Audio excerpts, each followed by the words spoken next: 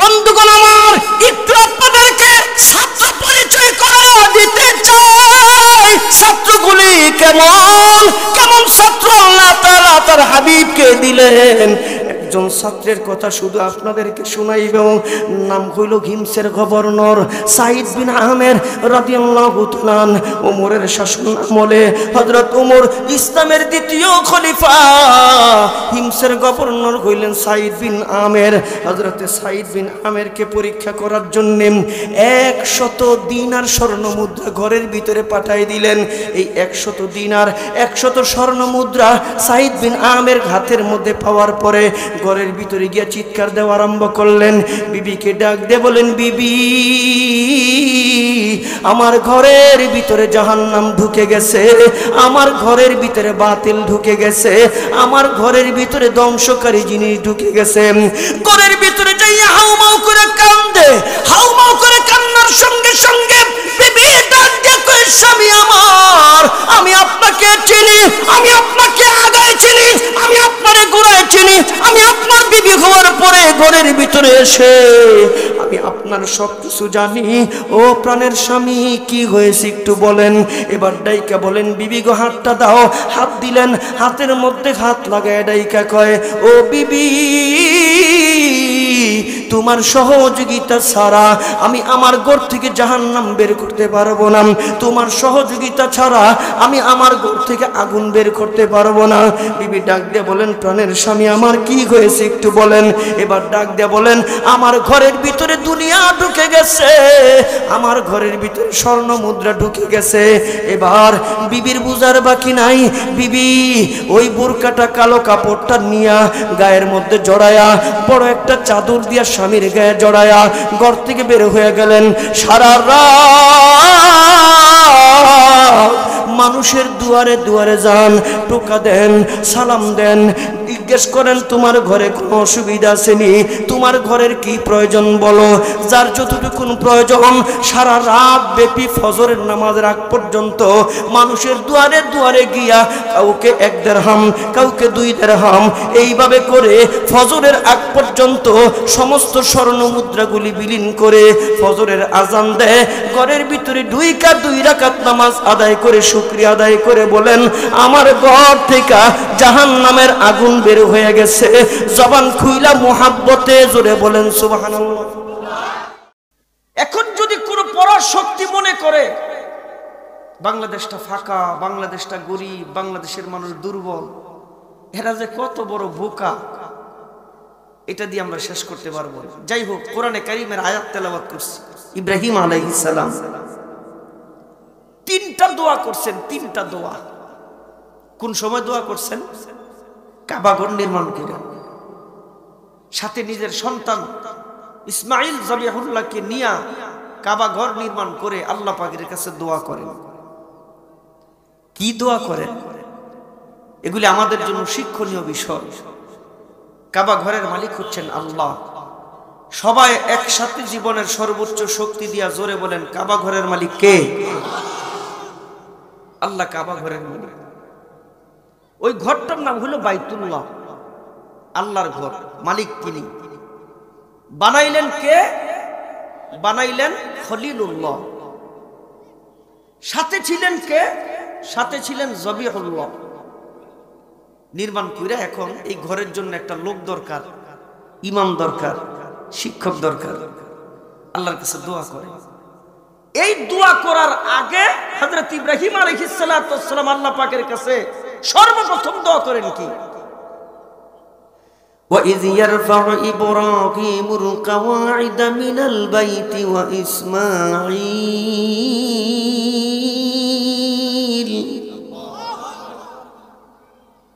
আল্লাহর কাছে দোয়া করে, দোয়া কবুল হওয়ার জন্য দোয়া। এটি তো আমাদের সব। আমরা দেখেছি যারা মাদ্রাসায় লেখাপড়া করেছি,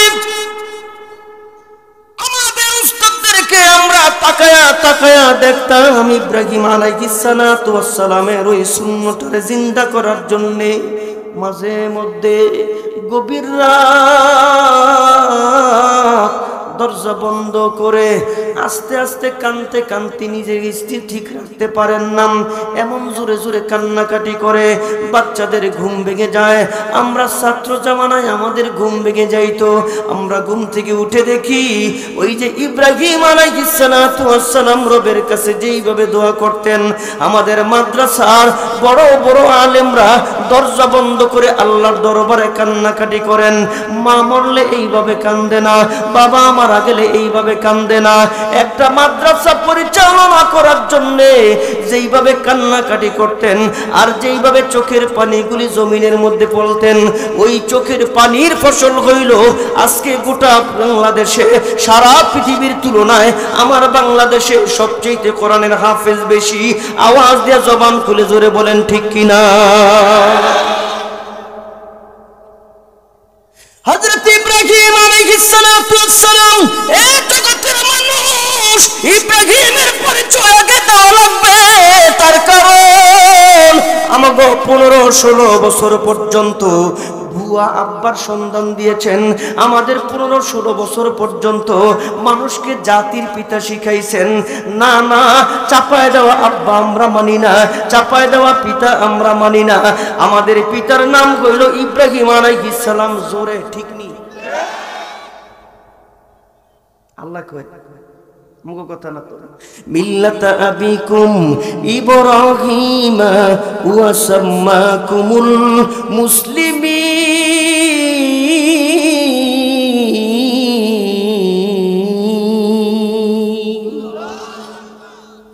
অসুবিধা আছে নি? কোন অসুবিধা আছে? 2 বছর না 3 বছর হয়ে গেছে, মনে নাই। এই বাজারের এর আগে আরেকটা বাজার আছে না? হ্যাঁ, দনপুর বাজার।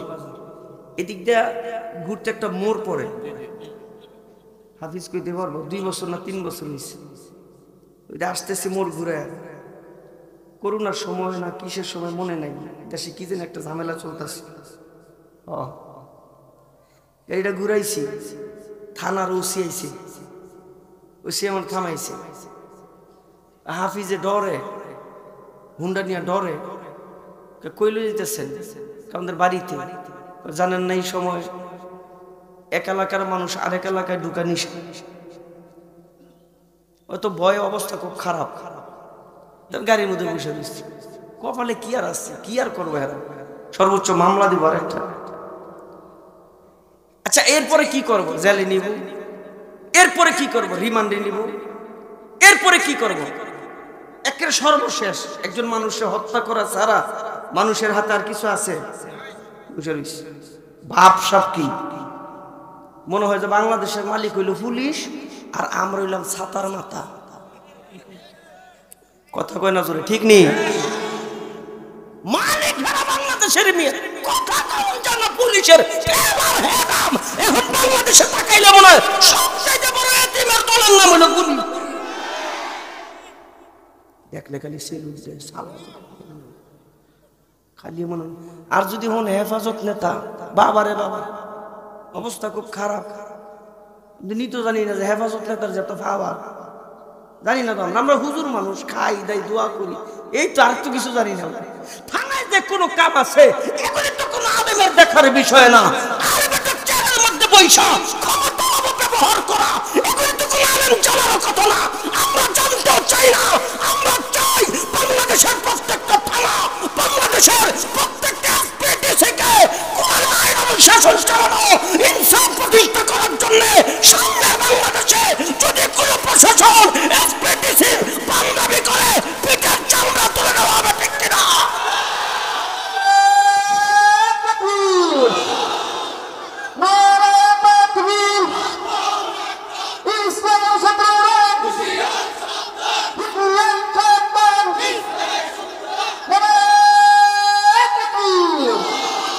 আল্লাহ কবুল করেন। সবাই জবান খুলে মোহাব্বতে জোরে কোন আমিন। আরে জবান খুলে মোহাব্বতে জোরে কোন আমিন। 4টা জিনিস মুখস্থ করেন, সবাই বলেন বাইতুল্লাহ ঘরের মালিক কে? সবাই জোরে কোন মালিক কে? ঘরের নাম বাইতুল্লাহ, ঘরের নাম বাইতুল্লাহ, ঘরের নাম বাইতুল্লাহ। সবাই একসাথে জোরে কোন ঘরের নাম বাইতুল্লাহর মালিক। জোরে, বাইতুল্লাহর মালিক বানাইছেন খলিলুল্লাহ, বানাইছেন খলিলুল্লাহ, বানাইছেন খলিলুল্লাহ। একসাথে সবাই জোরে কোন বানাইছেন কি? সাথে ছিলেন জবেহুল্লাহ, সাথে ছিলেন জবেহুল্লাহ, সাথে ছিলেন জবেহুল্লাহ। সবাই একসাথে জোরে কোন সাথে ছিলেন কি? তাহলে চারটা প্রশ্ন জোরে করি, জোরে বলেন। ঘরের মালিক যারা খারায় সেরা মনে কইতো না নাকি?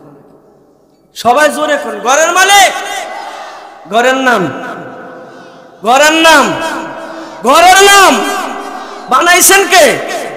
জোরে বানাইছেন কে? সাথে ছিলেন কে? জোরে সাথে ছিলেন কে? দোয়া করে রব্বানা ওয়াবআস ফীহিম রাসূলাম মিনহুম ইয়াতলু আলাইহিম আয়াতি। আল্লাহকে দোয়া কবুল। এমন একটা দামি ঘরের ইমাম, এমন একটা দামি ঘরের শিক্ষক আমি আল্লাহ, পৃথিবীর শ্রেষ্ঠ মানুষ, পৃথিবীর শ্রেষ্ঠ নবী, যার উপরে কোনো মর্যাদা নাই, আমি আল্লাহ এই ঘরের জন্য শিক্ষক দিলাম মুহাম্মদুর রাসূলুল্লাহ। শিক্ষকটার দাম আছে না নাই? জোরে কোন দাম আছে না নাই? আপনাকে একটা কথার লগেও বাংলাদেশের চিত্রের বাস্তবতার কোনো মিল নেই। আপনাদের একটা কথার সাথেও বাংলাদেশের চিত্রের বাস্তবতার কোনো মিল নাই। যদি আমার রসুলের ইজ্জত থাকতো, যদি আমার নবী সেরা হইতো, যদি আমার নবী শ্রেষ্ঠ হইতো, তাহলে বাংলাদেশে কারো বাবার জন্য পার্লামেন্টে আইন পাস হয়, আমার নবীর জন্য আইন পাস হয় না। যদি আমার নবীর ইজ্জত থাকতো, যদি আমার নবী শ্রেষ্ঠ হইতো, যদি আমার নবী সেরা হইতো, কারো স্বামীর জন্য আইন পাস হয়, ক্ষমতা ভক্ত করার জন্য সংবিধান পরিবর্তন হয়। বাংলাদেশে 92% মুসলমানের দেশে আমার নবীর ইজ্জতের জন্য আইন পাস হয় না।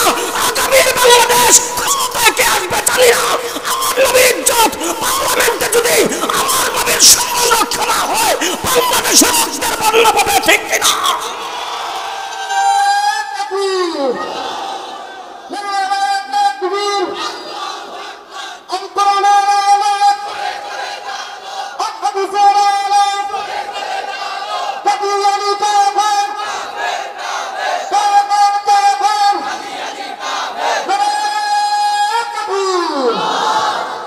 আল্লাহ কবুল করেন। বলেন জোরে আমিন, বলেন জোরে আমিন।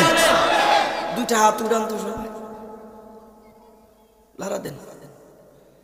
একের জান্নাতের বাগান, লারা দেন। একের জান্নাতের বাগান। মারহাবা কোন, জোরে কোন, হাত নামান। ভাবছিলাম 5 তারিখের পরে খালি কবরের কথা কম, 5 তারিখের পরে আসমান উরুফের কথা কম, যা করতো কইলিস। এখন তার কিছু নাই, স্বাধীন, এখন যে ইচ্ছা সেই কইতে পারে। পরে চিন্তা করে দেখলাম এগুলি না করলে যেটি গাপটি মারা বসে রয়েছে, আবার টুনটুন টুনটুন কইরা ইসলামের গোড়া কাটা শুরু করব, টুনটুন টুনটুন কইরা ইসলামের ক্ষতি করা শুরু করব। তার কারণ হলো বাংলাদেশে 92% মুসলমানের সংখ্যা হইল ইসলামের দুশ্মন। জোরে কোন, কম না বেশি? হায় হায় হায় রে। আল্লাহ তাআলা ডাইকা বলেন এই ঘরের মালিক আমি, ঘরটা বড় দামি, বানাইছেন খলিলুল্লাহ, সাথে নিছেন জবিহুল্লাহ। আমি আল্লাহ এই ঘরের জন্য একজন শিক্ষক দিলাম, তিনি হচ্ছেন মুহাম্মদুর রাসূলুল্লাহ। তাহলে ঘরের মালিক পাইলাম, ঘর পাইলাম, বানানোওয়ালা পাইলাম, সাথে যিনি যোগালি তারেও পাইলাম, শিক্ষকও পাইলাম। জবান খুলে মুহাব্বতে জোরে শুনতে চাই, ছাত্রের দরকার আছে না নাই? জোরে বলেন, ছাত্রের দরকার আছে না নাই? আমগো দেশের কিছু কিছু মানুষ দেখা কয়, আহারে আমি যদি নবীর যুগে হইতাম তাহলে আমিও সাহাবী হইতাম, আমিও সাহাবীর জন্য ওরকম করতাম, সাহাবায়ে কেরামের মতন আমিও রক্ত দিতাম, সাহাবায়ে কেরামের মতন আমিও ঘাম দিতাম, সাহাবায়ে কেরামের মতন আমিও জীবন দিতাম। আরে বেটা বুঝোস না কে? সাহাবায়ে কেরাম যে ওই জামানায় আসছে, এরা তো মকবুল, আল্লাহ কবুল করছেন, এই জন্য সাহাবায়ে কেরামদেরকে ওই জামানায় পাঠাইছে।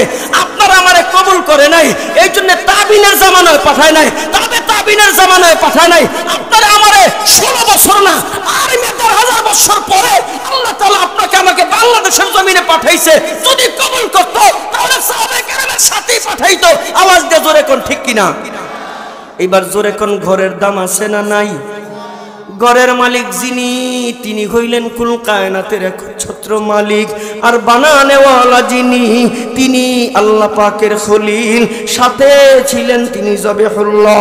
আল্লাহ তাআলা ডাক দিয়ে বলেন, এ জগতের মানুষ, আমি আল্লাহ ওই ঘর বানায়া ইব্রাহিম আলাইহিস আলাইহিসসালাতু ওয়াসসালামের দোয়া কবুল করে আমি আল্লাহ তাআলা একজন দামি নবী পাঠাইলাম, একজন দামি শিক্ষক পাঠাইলাম।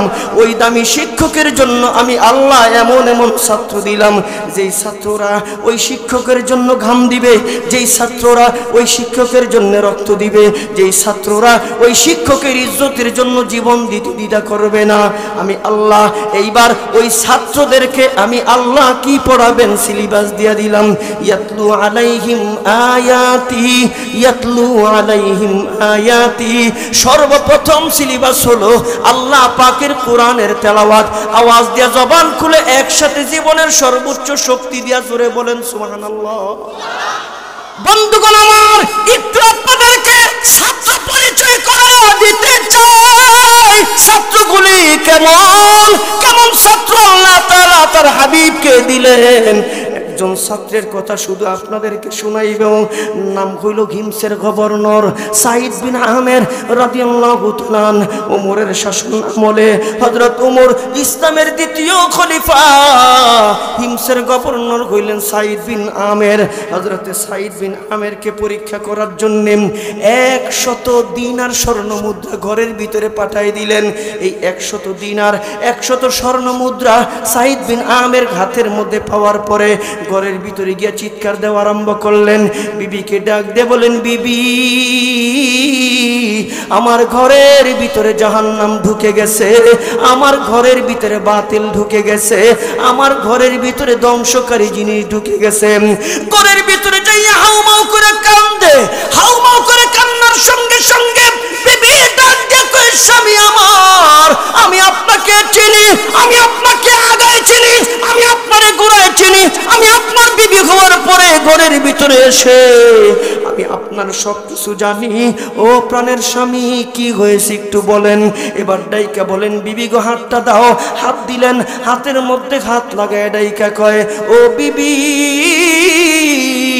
তোমার সহযোগিতা ছাড়া আমি আমার ঘর থেকে জাহান্নাম বের করতে পারবো না, তোমার সহযোগিতা ছাড়া আমি আমার ঘর থেকে আগুন বের করতে পারবো না।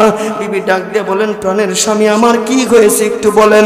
এবার ডাক দিয়ে বলেন, আমার ঘরের ভিতরে দুনিয়া ঢুকে গেছে, আমার ঘরের ভিতরে স্বর্ণ মুদ্রা ঢুকে গেছে। এবার বিবির বুঝার বাকি নাই। বিবি ওই বোরকাটা কালো কাপড়টা নিয়া গায়ের মধ্যে জড়ায়া বড় একটা চাদর দিয়া স্বামীর গায়ে জড়ায়া ঘর থেকে বের হয়ে গেলেন। সারা রাত মানুষের দুয়ারে দুয়ারে যান, টোকা দেন, সালাম দেন, জিজ্ঞেস করেন তোমার ঘরে কোনো অসুবিধা আসেনি, তোমার ঘরের কি প্রয়োজন বলো। যার যতটুকুন প্রয়োজন সারা রাত ব্যাপী ফজরের নামাজের আগ পর্যন্ত মানুষের দুয়ারে দুয়ারে গিয়া কাউকে 1 দিরহাম, কাউকে 2 দিরহাম, এইভাবে করে ফজরের আগ পর্যন্ত সমস্ত স্বর্ণ মুদ্রাগুলি বিলীন করে ফজরের আজান দেয়। ঘরের ভিতরে 2 রাকাত নামাজ আদায় করে শুকরিয়া আদায় করে বলেন, আমার ঘর থেকে জাহান্নামের আগুন বের হয়ে গেছে। জবান খুইলা মুহাব্বতে জোরে বলেন সুবহানাল্লাহ। বন্ধুগণ আমার, এই খবরটা আমিরুল মুমিনিন খলিফাতুল মুসলিমিন ওমরের দরবারে যাওয়ার সঙ্গে সঙ্গে হযরত ওমর খুশি হয়ে একটা চিঠি লিখলেন, ও সাইদ বিন আমের, আমি তোমার এলাকায় আসতে চাই। ও সাইদ বিন আমের, আমি তোমার এলাকা পরিদর্শন করতে চাই। এই চিঠি পাওয়ার সঙ্গে সঙ্গে জবাব লিখলেন, আমিরুল মুমিনিন খলিফাতুল মুসলিমিন, আপনি আসেন, অমুক দিন তারিখ করলাম। জনগণকে খবর দেওয়ার জন্য আদেশ দিয়েছেন। সমস্ত জনগণের কানে কানে যখন পৌঁছে দিয়েছে আমিরুল মুমিনিন খলিফাতুল মুসলিমিন অমুক দিন আসবে, মানুষগুলি মনে মনে চিন্তা করে, উমর দেখি না আল্লাহর নবীর সবচেয়ে বড় আদরের সাহাবী, আল্লাহর নবীর সবচেয়ে গরম সাহাবী, যার ব্যাপারে এক জায়গায় 2 জায়গায় না অসংখ্য জায়গায় আল্লাহ তাআলা হযরত ওমরের মানসা অনুযায়ী কোরআন কারীমের আয়াত নাযিল করেছেন। ওই ওমর আমাদের হিমসে আসবে। আনন্দের বন্যা বয়ে গেছে। ওই তারিখ অনুযায়ী হযরত ওমর যখন আসলেন, লক্ষ লক্ষ মানুষ জমা হয়ে গেছে। লক্ষ লক্ষ মানুষ জমা হওয়ার সঙ্গে সঙ্গে আমিরুল মুমিনিন খলিফাতুল মুসলিমিন হযরতে ওমর সাইদ বিন আমেরকে সাথে নিয়া স্টেজের মধ্যে দাঁড়ায়া, একটা উঁচু জায়গায় দাঁড়ায়া জিজ্ঞেস করতেছেন, ও হিমসের জনগণ, আমিরুল মুমিনিন খলিফাতুল মুসলিমিন আমি ওমর, আমি জানতে চাই সাইদ বিন আমেরের ব্যাপারে কারো কোনো অভিযোগ আছে কিনা? সাইদ বিন আমের ডিউটি ঠিক মতন পালন করে কিনা? সাইদ বিন আমের তোমাদের জনগণের ঠিক মতন হক আদায় করে কিনা? সাইদ বিন আমের তোমাদের যেই দায়িত্ব দিয়েছি তোমাদের দায়িত্বগুলি ঠিক মতন আদায় করে কিনা? এই কথাটা বলার সঙ্গে সঙ্গে কেউ দাঁড়ায় না। হঠাৎ করে বহু দূর থেকে একজন মানুষ দাঁড়ায় গেছেন। ওই লোকটা দাঁড়ায় দাঁড়ায় বলেন, আমিরুল মুমিনিন খলিফাতুল মুসলিমিন, আমার ছোট্ট একটা অভিযোগ। বলে, কি অভিযোগ? আমিরুল মুমিনিন খলিফাতুল মুসলিমিন, আমার অভিযোগ হলো প্রতিদিন সকালবেলা 10 মিনিট থেকে আধা ঘন্টা দেরি করে অফিসের মধ্যে আসে। কোন কারণে আসে জানা নাই, একটু জিজ্ঞেস করেন সকালবেলা দেরি করে কেন? এই কথাটা জিজ্ঞেস করার সঙ্গে সঙ্গে আমিরুল মুমিনিন খলিফাতুল মুসলিমিন হযরত ওমর ডাক দিয়ে বলেন, এ সাইদ বিন আমের, দাঁড়াও, জনগণের সামনে জবাব দাও, তুমি সকালবেলা 10 থেকে আধা ঘন্টা দেরি করে আসো কেন? এই কথা বলার সঙ্গে সঙ্গে ডাইকা কয়, হুজুর, আমার ঘরের ভিতরে কোনো কাজের মানুষ নাই, আমার বিপি একা, আমার ঘরের কাজ সামলাইতে পারে না, এই জন্য প্রতিদিন আমি সহযোগিতা করতে করতে 10 মিনিট থেকে আধা ঘন্টা দেরি হয়ে যায়। মুসলমানের আওয়াজে জবান খুইলা জোরে কোন সুবহানাল্লাহ। চেয়ারম্যানের বাইত কামের মানুষ কয়টা? এমপির বাড়িতে কাজের মানুষ কয়জন? আলা ইন্না ফিল জাসাদি লামুদগা ইযা সালুহাত সালুহাল জাসাদু কুল্লু ওয়া ইযা ফাসাদাত ফাসাদাল জাসাদু কুল্লু আলা ওয়া হিয়াল কলব। ওইটা পরিষ্কার, ভেজাল নাই, সবার দেহে আছে। ওইটা বেজাল, দেহ বেজাল, ওইটা বেজাল, জবান বেজাল, ওইটা বেজাল, নজর বেজাল, ওইটা বেজাল, আখলাক বেজাল, ওইটা বেজাল, সব বেজাল। ওইটা ঠিক, সব ঠিক। সাহাবায়ে কেরামের ওইটা ঠিক ছিল। আওয়াজ দিয়া জোরে শুনতে চাই, কথা ঠিক কিনা? আই হাই রে মুসলমান, আমিরুল মুমিনিন কথা শুই না ভক্তি শ্রদ্ধা আরো বেড়ে যায়। আর কারো কোনো অভিযোগ আসেনি? এই অভিযোগ শোনার সময় কি নেতাগো আছে? নেতারা নির্বাচনের আগে না হয়, এটা আমার লোক, হাতে উঠা দেন, এই আমার লোক, মার্কা এটা দিবি। আর হুদা ভোট দিতে কয়ে যায় নাই, আরো অনেক কিছু দিতে বুঝাই গেছে, হেন্দা দিবি, হেন্দা দিবি, হেন্দা দিবি, সব দিবি, এটা আমার লোক, বুঝাই গেছে। খা হমান একটু চিন্তা থাকে না 5 বছর পরে কি হবে, একটু চিন্তা থাকে না 10 বছর পরে কি হবে। 5 বছর আগে বাদশা ছিল, 5 বছর পরে বাদশা। একদল যার একদল আহে, আলেমদের ইজ্জত আগের চাইতে খালি বাড়তেই থাকে। আওয়াজ দিয়ে জোরে শুনতে চাই, ঠিক কিনা? কত চেষ্টা করলি হাতে হ্যান্ডকাপ লাগায়া, কত চেষ্টা করলি রশি লাগায়া, কত চেষ্টা করলি হেলমেট লাগায়া, কত চেষ্টা করলি ব্লুটুথ লাগায়া, কত চেষ্টা করলি জনগণ থেকে দূরে সরাইতে, কত চেষ্টা করলি হুজুর্গ ভিতরে দ্বন্দ্ব লাগাইতে, কত চেষ্টা করলি জনগণ থেকে বিচ্ছিন্ন করতে। আল্লাহ কয়, তোরটা হইতো না, আমারটা হইব। কয় কেন? কয় তোরা দিছস মিশন 41, আর আমি আল্লাহ কইলাম আমার মিশন হইল 24। ঘুমাই গেছেন? ঘুমাই গেছেন? কথা ঠিক, জোরে ঠিক। মানুষের চিন্তা কত, তুই বাঁচবি কয়দিন বেটা, বাঁচবি কয়দিন, ওইটারে তো তোর কোনো খোঁজ খবর নাই। বেয়াদবির একটা সীমান আছে, আমি কসম করে বললে ভুল হবে না। শুধুমাত্র পতন হয়েছে আলেমগুলোকে বেয়াদবি করার কারণে। এটা হলো মূল কারণ। মানুষ যদি কারণ ভুলে যায় তাইলে বিপদ আছে। সব দল কইছে না, মরার আগে সম্ভব না, না ওই তো না, ঠিক নেই। দোষ তো খুঁজা পায় না, কখনো কখনো আমাকে দোষ দেয়, কখনো কখনো আগে দোষ দেয়। হুজুর এই 13 সালে আপনারা যেটা করছিলেন, যদি আরেকটু থাকতেন, যদি আরেকটু রক্ত দিতেন, যদি আরো কিছু লোক মারা যায়, আপনারা যদি খালি খাড়ায় থাকতেন, আমরা দাঁত টাত মাইজা সুনু টুনু দিয়া এরপর আই আমরা স্যারের মধ্যে বইতাম। হুজুর আপনাকে রক্তের ওপর দিয়ে আমরা বইতাম। এই নিয়ে ভালো করে শুনে রাখেন, মুফতি আমিনীর রক্তের ওপর দিয়া, শাইখুল হাদিসের রক্তের ওপর দিয়া, মুফতি আমিনীর জেল জীবন দিয়া, শাইখুল হাদিসের জেল জীবন দিয়া এরা ক্ষমতায় আসছিল। আমি আবারও বলতে চাই, এইবারও আলেমদের উপর নির্যাতনের কারণে আল্লাহ পাকের আরশে সিদ্ধান্ত হয়ে গেছে, তোর জায়গা হবে না, পাকতে হবে। আওয়াজ দিয়ে শুনতে চাই, ঠিক কিনা? এরপরে শুনি আমরা ৭১, এরপরে শুনি আমরা মুক্তিযুদ্ধ, এরপর আমরা কত কথা শুনি। আমরা খালি শুই নাই যাই। ওই যে আগে কইছি, আমগো তো কোনো কাম নাই, আমগো তো কোনো কাম নাই। বেচারা পরে বুখারী শরীফ, বেচারা মাদ্রাসার মুহাদ্দিস, মাদ্রাসার মুহতামি। শুরু থানা থেকে ফোন দেয়, আসসালামু আলাইকুম। হুজুরকে ওয়ালাইকুম আসসালাম। কে? কয় বস্তা চাল দিবেন? কয় না হুজুর আমি থানার থেকে ফোন দিছি। হুজুরকে ইয়াল্লাহ এটা কি কয়? হুজুর তো ধারণা না যে থানাতে না চাইলের বস্তা টস্তা দেয়। হুজুর তো অবস্থা খারাপ হয়ে গেছে। আরে থানার থেকে ফোন দেখে, পুলিশ আমারে ফোন দেখে, ডরে হুজুরে শেষ। আল্লাহ রাখ, এই ডর ভাঙাই ঠিক। মামলা একটার পর একটা, জেল একটার পর একটা। এখন জেলের কথা কইলে, মামলার কথা কইলে এটারে মনে করেন ইয়ার মতন মনে হয়। এখন তো নজরানা আরো বেশি উপরের দিকে গেছে। এখন তো আমাদের নজরানা হলো শাহাদাতের তামান্নার নজরানা, ঠিক কিনা? শুরু হয়ে গেছে মিয়া, কি কন? শুরু হয়ে গেছে। আজকের এই হুফাজের এই প্রোগ্রামে যারা উপস্থিত হয়েছেন, আমি আপনাদের কাছে বিনীত অনুরোধ জানাই, দিল থেকে একটা নিয়ত করে যান, যদি গজওয়াতুল হিন্দের ডাক আসে, আমরা সেই যুদ্ধে সশরীরে হাজির হইতে রাজি আছি না নাই?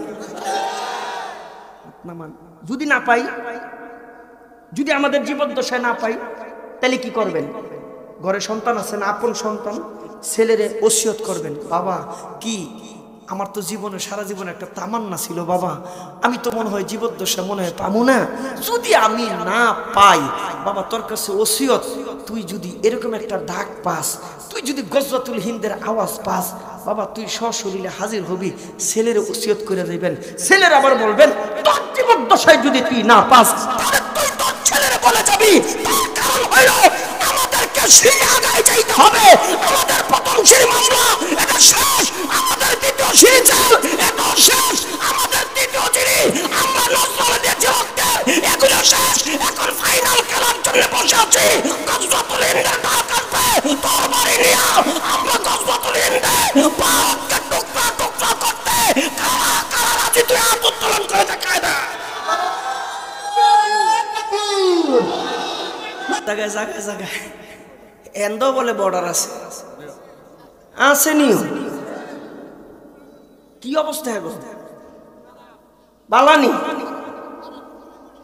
গুলি করে মারছে, তো তোমরা কি করছো? আমগো যেটা আছে এটি নিয়ে যাবো না, আর বিন্দু পরিমাণ ছাড় দেওয়া হবে না। জোরে কোন ঠিক কিনা? সোশ্যাল মিডিয়াতে দেখো এক বুড়া বেড়া ছোট লা দিল, হ্যাঁ দৌড়া জায়গা, তা আমাদের সে বিজেপি দৌড়ে লিয়েছে। আরে ভাই তোর হাতের মধ্যে লাঠি কিনা এটা তো দেখার কথা না, দেখার বিষয় হলো আমার জমি, আমার দেশের সীমানা, আমার ইঞ্চি মাটি, একটা কণা মাটি আমি দুশ্মনদের হাতে ছেড়ে দিতে রাজি না। আওয়াজ দিয়ে জোরে কোন ঠিক কিনা? ফের আমাকে খেলা হিগায়, জীবন বইরে খেলা হনতে হনতে হনতে হনতে ফাইনাল খেলার ডেট হইল, যখন খেলার আয়োজন হইল, হঠাৎ করে দিই খেলোয়াড়রা নাই। ঠিক নেই? কই এরা? খেলা হবে, আসেনি খেলোয়াড়রা? এই জোরে কোন আছে? পালিয়ে গেছে, পালিয়ে গেছে। আওয়াজ দিয়ে জোরে কোন ঠিক কিনা? আমরা হইলাম অরিজিনাল খেলোয়াড়। আরে বেটা সুখেও থাকি, দুঃখেও থাকি, মার খাইলেও থাকি, গাম দিলেও থাকি, রক্ত ঝরাইলেও থাকি, আমাদের জীবন নাশের যদি হুমকি দাও তাতে আমরা থাকি, আমরা পালায় যাই না। তাহলে যারা ফাইনাল খেলার ডেট হয়, যারা ফাইনাল খেলার মাঠ থেকে পালায় যায়, তারা পুরো খেলোয়াড়,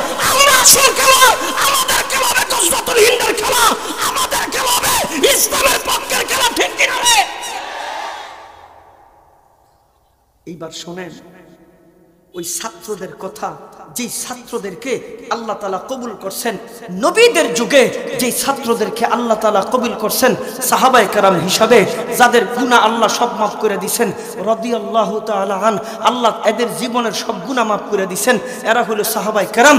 এবার আমিরুল মুমিনিন খলিফাতুল মুসলিমিন ডাইকা বলেন, এই আর কারো কোনো অভিযোগ আছে কিনা? কেউ কোনো কথা বলে না। আরেকজন দাঁড়ায় গেছে, দাঁড়ায় কয়, আমিরুল মুমিনিন আমার একটা অভিযোগ আছে। বলে, কি অভিযোগ? সন্ধ্যা যখন হয় দরজা লাগায় দেয়, এশার নামাজটা পড়াই দরজাটা লাগায় দেয়, এশার পরে কেউ ওনার বাড়িতে ঢুকতে পারে না, দরজা ভাঙা ফেলালেও দরজা খোলে না। এশার নামাজের পরে আর কোনো বিচার আচার আমিরুল মুমিনিন তিনি করে না। হিমসের গভর্নর সাইদ বিন আমের দরজাটা লাগাই দিয়া ঘরের ভিতরে থাকে, আর ওই সময় আর কোনো দরজা খোলে না।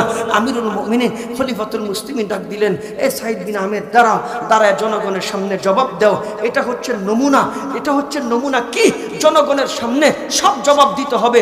চুরি কইরা সব শেষ কইরা বিনাশ কইরা দিছে, কত টাকা প্রচার করছে তাতেও খবর নাই। কয়েকটা কিছু এই যে রাস্তা দিয়ে আইছি ভাই, খালি গাড়ি একবার উপর দিকে উঠে, আরেকবার নিচের দিকে উঠে, একবার এদিক জায়গা আরেকবার হেদিক জায়গা। আমাদের ট্যাক্সের টাকার পয়সা গেল কোথায়? আমার রাস্তা এমন কেন? এমন থাকবে না। যদি রাস্তা এমন থাকে জনগণের সামনে জবাব দিতে হবে। জবাব নিয়ে আসেন।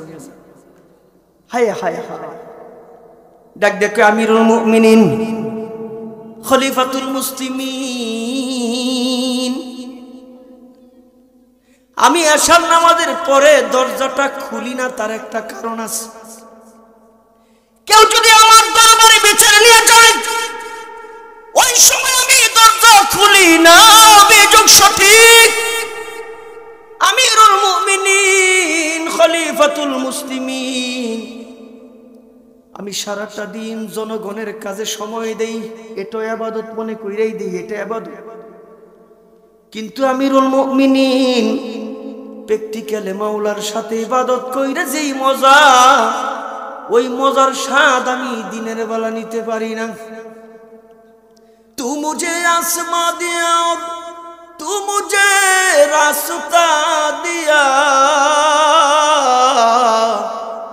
नेमतों से भर दिया और सबसे बेहतर कर दिया, नेमतों से भर दिया और सबसे बेहतर कर दिया, मेरे सिर से पांव तक तेरे सनात कर दिया, देखने को आँख देकर भूलने को लब दिया, देखने को आँख देकर भूलने को लब दिया। अमीरुल मुमिनीन खलीफातुल मुस्लिमीन, যে মালিক আমারে সবকিছু দিছেন, আমি তৃপ্তি সহকারে দিনের বেলা ওই মালিকের গোলামি করতে পারি না। সারাদিন আমি আমার জাতির খেদমতে নিজের সময় করে দিয়ে দেই।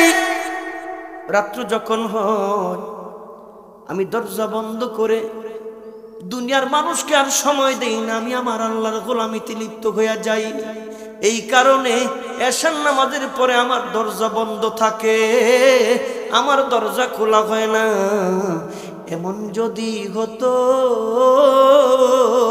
আমার দেশের শাসক হতো উমরেরই মতো, আবু বকরের মতো, উমরেরই মতো, আবু বকরের মতো যদি হইতো, রব্বে কারীম বলেন আসমান থেকে ফেরেশতা আমি আল্লাহ পাঠাইতাম। ওয়ালা তাহিনু ওয়ালা তাহজানু ওয়া আনতুমুল আ'লাউনা ইন কুনতুম মুমিনিন।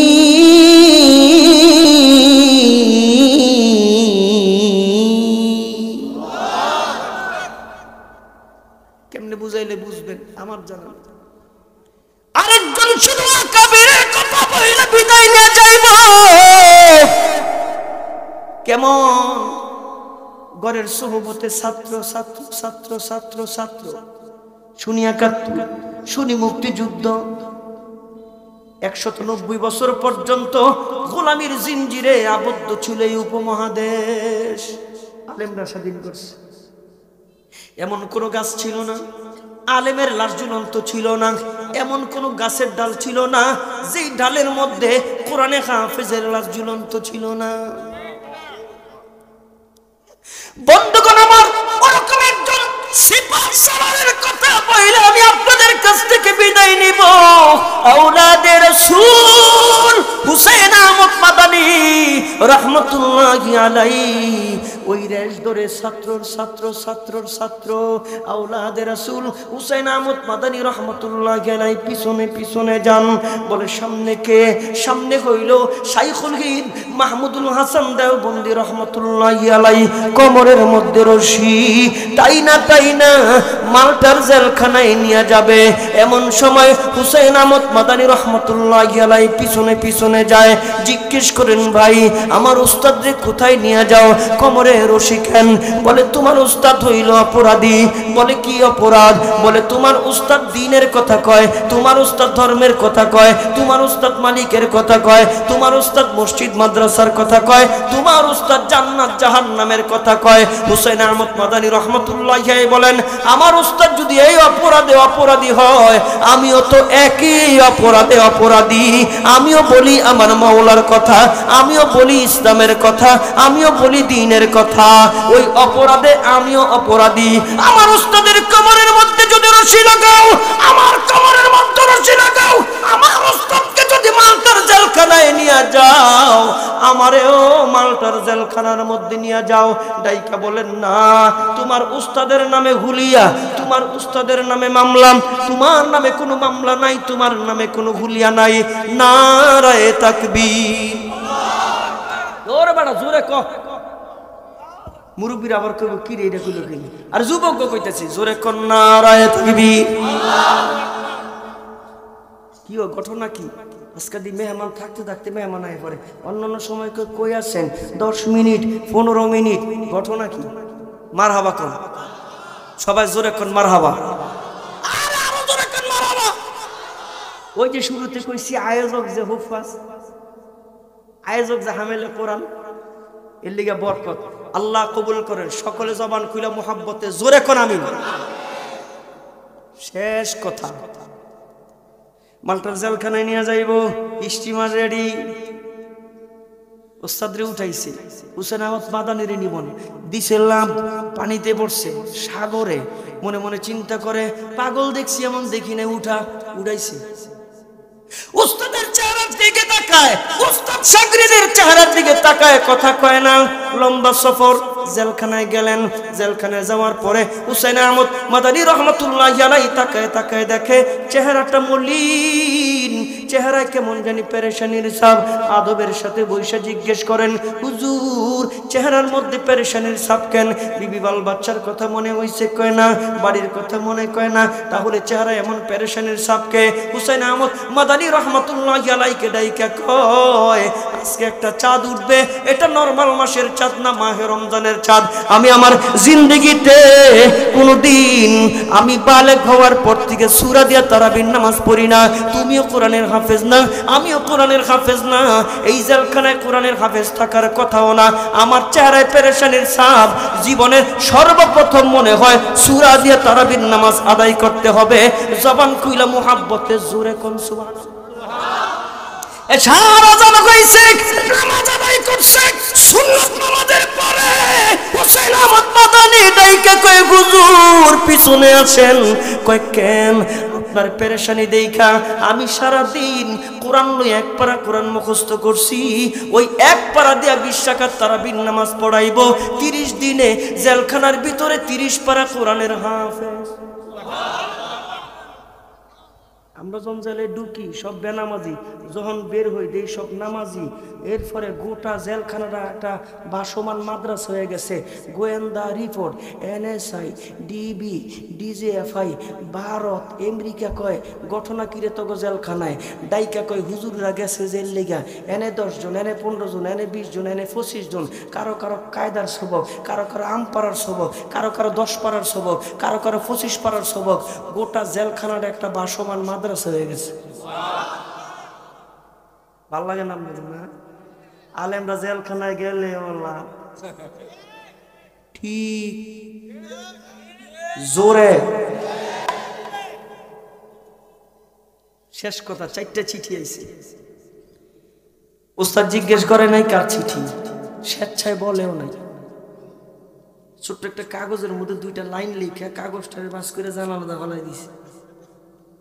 শাইখুল হিন্দ মাহমুদ হাসান দেওবন্দি কয় হুসাইন দেখি বলি না, 4টা চিঠি আইছে বলো নাই আমার কাছে, কার চিঠি বলো নাই, কি লেখা বলো নাই। জানতে বড় ইচ্ছা হয়। ছোট্ট একটা কাগজের মধ্যে 2টা লাইন লেখা জানালার পাশ দিয়ে নিক্ষেপ করলা, কার কাছে লেখছে? ও বন্ধু, ওই ঘরের ছাত্র কেমন?